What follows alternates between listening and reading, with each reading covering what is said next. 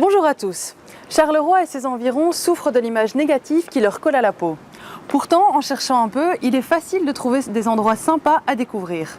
Le bois du Casier, le Beffroi, le musée de la photographie pour n'en citer que quelques-uns. Et après tout ça, une bonne nuit de sommeil est la bienvenue. Mais moi personnellement, les grands hôtels, c'est pas mon truc. J'ai donc fait un saut à la Maison du Tourisme de Charleroi pour trouver le bon plan sympa pour passer une nuit dans la ville. Grande demande pour ce type d'hébergement qui est un hébergement, je dirais, différent d'une nuitée dans un hôtel. On peut remarquer dans d'autres grandes villes que ce type d'hébergement fonctionne parfaitement.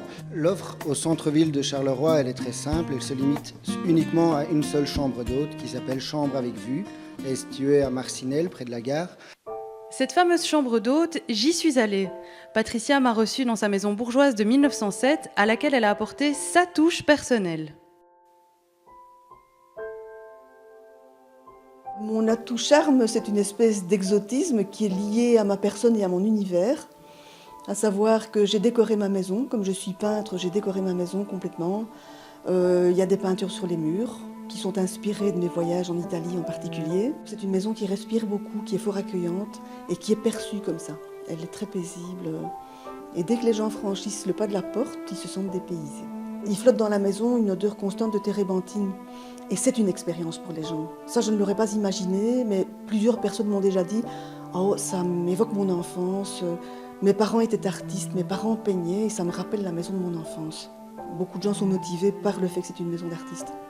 Et ce projet, Patricia l'a réalisé suite à sa propre expérience en chambre d'hôte. Ses voyages lui ont donné envie d'être elle aussi une hôtesse attentive aux besoins de ses invités, d'où qu'ils viennent. J'ai aussi pas mal de Flamands en fait, qui viennent visiter Charleroi en me disant littéralement on ne peut pas croire ce qu'on dit de Charleroi, il faut qu'on vienne constater nous-mêmes des visus. Et dans ce cas-là, j'ai un parcours qui est prêt en fait. J'envoie les gens visiter ce qu'il faut visiter à Charleroi. Et Charleroi mérite vraiment 2 jours de visite. Justement, il paraît qu'on peut aussi découvrir Charleroi en compagnie d'un gritteur. Mais dis Jérôme, c'est quoi un gritteur ?